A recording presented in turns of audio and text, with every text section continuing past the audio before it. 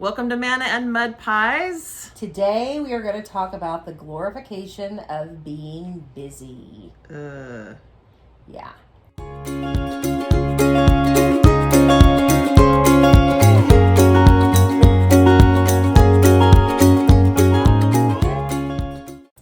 So, I am a planner girl. I love planners. Something else we have in common. I do too. I love them more than actual planning. Yes. I yes. have a ton of planners and I don't actually use them as much as I should. Right. Same. But we're not going to talk about that Okay, today. that's another one. No, that's a whole other one. So, because of the planner thing, I got to thinking about how everybody wants to be busy. Everybody has always got a million different things to do. And even if you don't plan on doing something, how you get, guilted into it. So I'm going to say something really, probably controversial. So either like it or lump it, I guess. But I was reading through my Facebook feed, and with all of the Black Lives Matter and things going on right now, there was someone who said, if you're silent right now, that tells us whose side you're on. So basically, if you're silent, then you don't care about the injustices in the world. And that really got me to thinking, not because I was being silent, because I have, stated my feelings on that, but because you're kind of guilted into doing things even though you already have a million other things to do.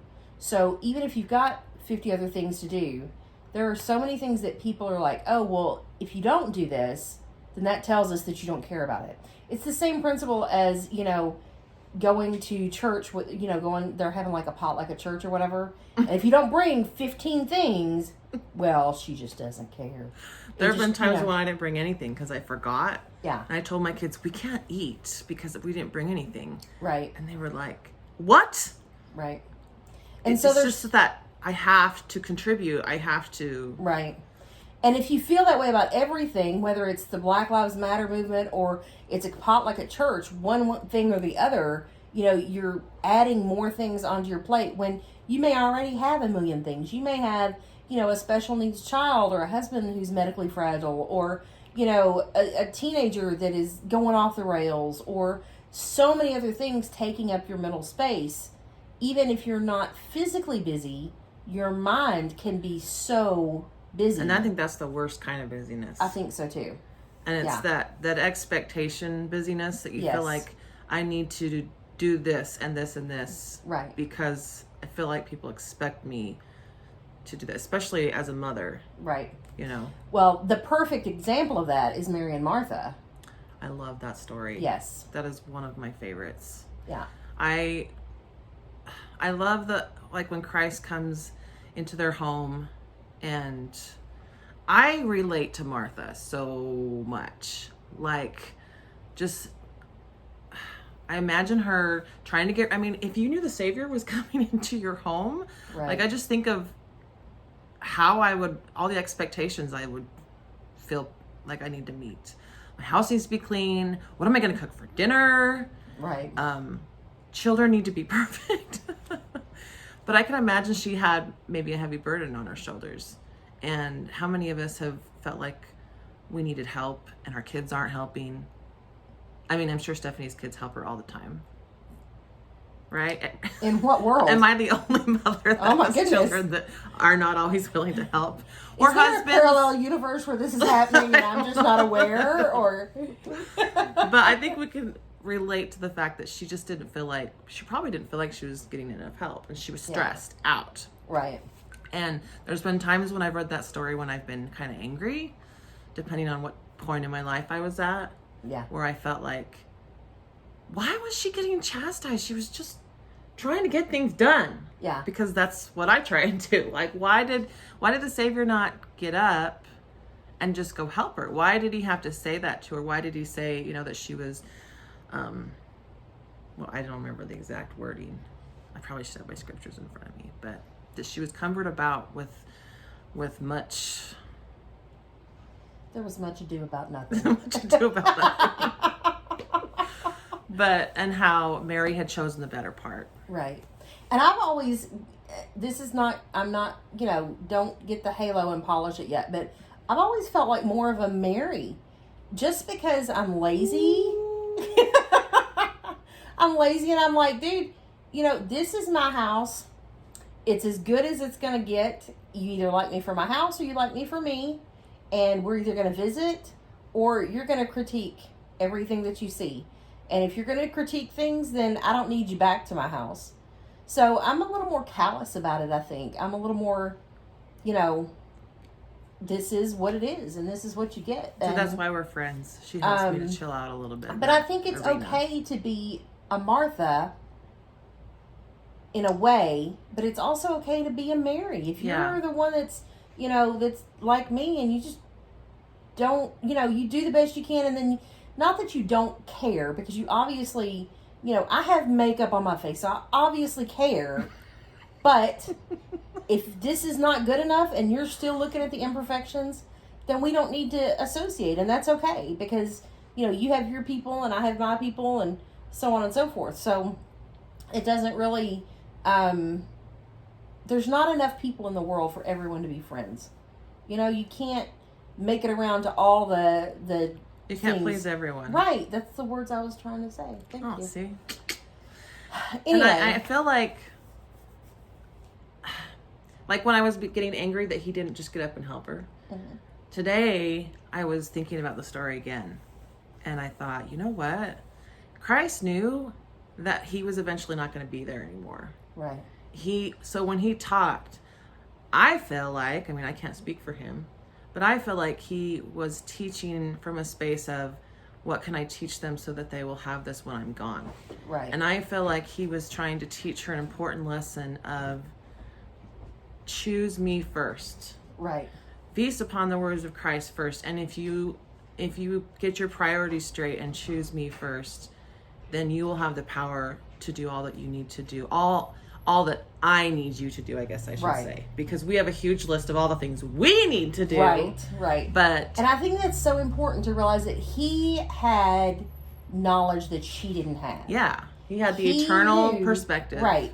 He knew what was most important in that moment.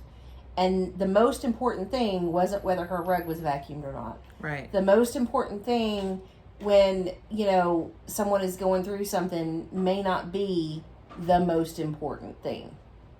So.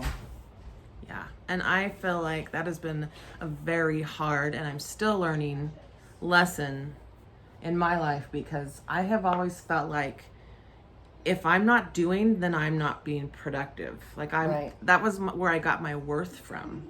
Right. If my house is clean, if I've worked hard and you can see it on the outside, then I'm of worth. Right. But you can't see all the diapers I've changed, the time you spent with your kids. That's not something that's like people see when they come over. And so that to me was important. Right. And plus when my house is a mess, my head's a mess. Right. So those two things. But it's been important for me to learn that, like what you said, it's okay if the rug isn't vacuumed. There's going to be time for that later. Right. But my children are growing up really fast. Right.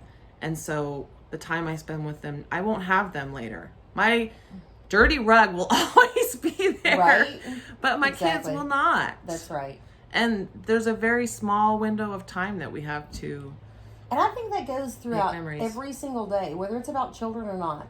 You've only got so many hours in the day. And if you will start your day with Bible study, getting in the Word, starting with prayer, that sort of thing, everything else that has to be done will get done. Everything else that needs to happen that day will get done because you put first things first. Right. And I feel extra power. Like I notice the mornings that I get up early and I read the scriptures and I pray. Mm-hmm. I just feel more motivated. Right. I'm always amazed of what I'm able to do. I'm also amazed at how less offended I am at what other people say to me. I feel like I'm more connected to who I really am inside, who Christ sees. I think when you put him first, he helps you to see yourself as he sees you. Yes. And that also is very powerful. Yeah, I agree. Yeah, so I think we're not Martha. No. We're not Mary. Exactly. So maybe we're totally off base. But what matters is what we learn from what we read. And Exactly. I just feel like that maybe that's what he was trying to teach her. Right. He wasn't trying to be rude but put me first and then see what happens. Right. See the miracles unfold. Exactly. So I think today, as you go through your day, maybe think about, are you a Mary or are you a Martha? Or a little both. Or a little bit of both. And how does that kind of, not really dictate, but how does that play out with your day-to-day life? Like, how does that affect you? So, because I want to delve more into my own thoughts about how that affects me. So, yeah, and think about, I think when you're reading your scriptures or listening to something that's inspiring, pay attention to not exactly the exact words you're hearing in your ears, but what you're feeling in your heart. Right. What is my heart telling me I should do while I'm listening to this or while I'm reading? Right. And those are the things that Christ wants us to listen to. Yeah. What he's telling us in our heart. Yes. So listen to your heart today and see if there's not something you can do to improve your day a little bit. That's it. Over and out. See ya.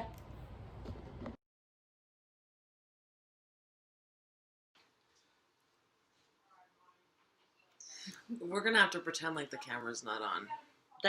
That's going to be the kicker. Yeah, because if we know the camera's on, we don't know what to say. Like, when we're looking at the camera, I'm going to have to look at you and you're going to have to look at me instead of us looking at each other. Okay. Like that? Well, yeah, I mean, we can sometimes, but, like, most of the time we need to be looking at the camera. Yeah. Right? It's just weird. Yeah. Okay. Unplanned YouTube channel. Yeah. If we plan it, it stinks, so we're just going to say, welcome to Manna.